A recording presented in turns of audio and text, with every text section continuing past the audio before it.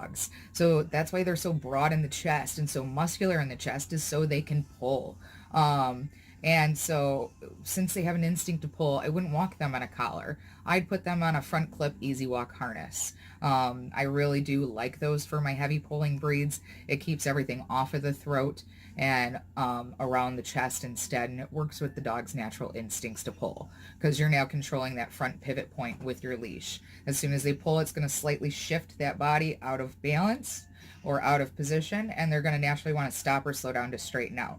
Dogs naturally like to walk from nose to tail in a straight line. So if you control any portion of that front of that body, be it the nose with a gentle leader or head halty, or the head with a martingale, which I would use before ever using a choke chain or a prong collar. I actually use a martingale on my dog because that's a no slip collar. It has no choke or prongs on it.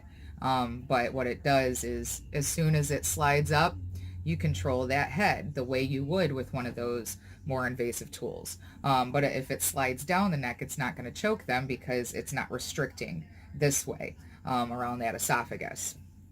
Um, but yeah, so, and then the other one would be controlling the chest with the Easy Walk harness. So those three tools are really, really good tools to use. Our pit bulls and our staffies can sometimes even have a more pushed in snout, which can have a predisposition to breathing problems. So I definitely wouldn't want to exasperate that by walking them on something that's around their neck. My Huskies and Malamutes are another one. They're instinctual pullers. They're meant to pull sleds. And a lot of people will put them on a comfort harness.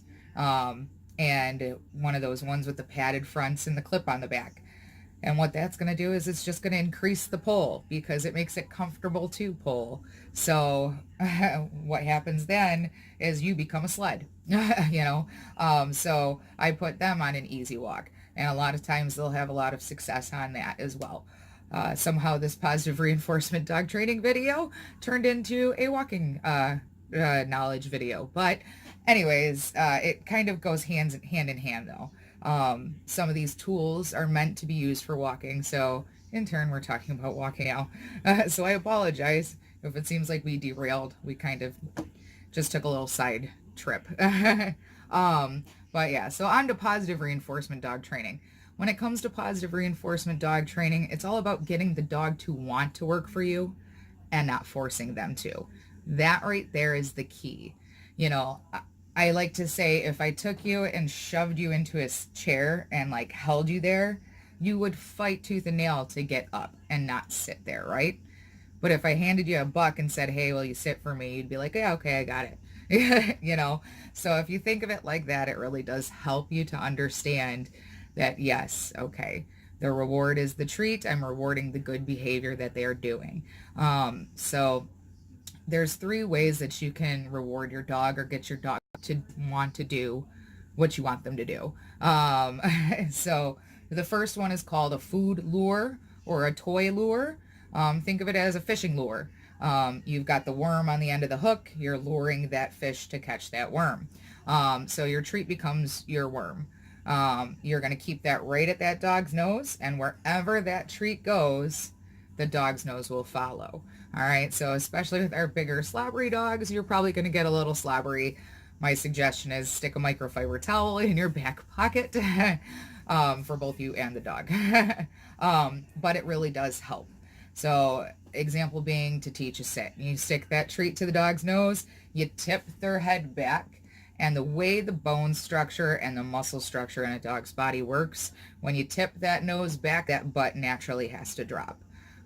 So it's getting them into that position without forcing them into that position. It's working with the way their body naturally moves. All right. And I can demonstrate this later in a later video with Blue.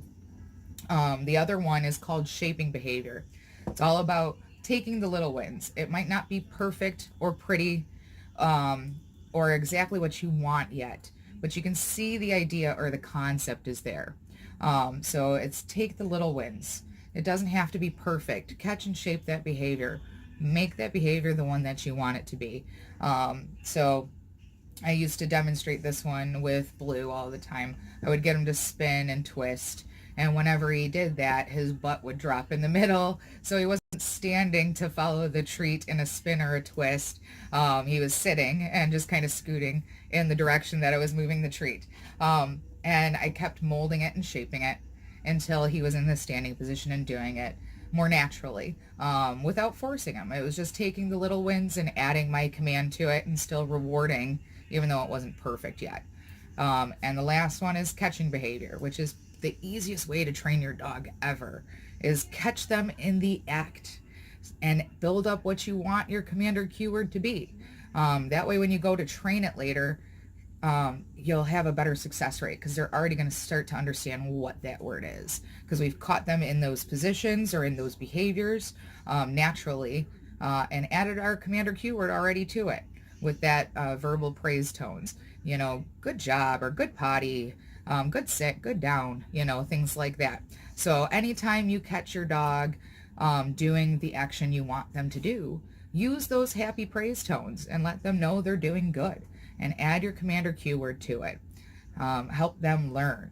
Remember, always, this is a great way to think of our furry friends or our furry family members.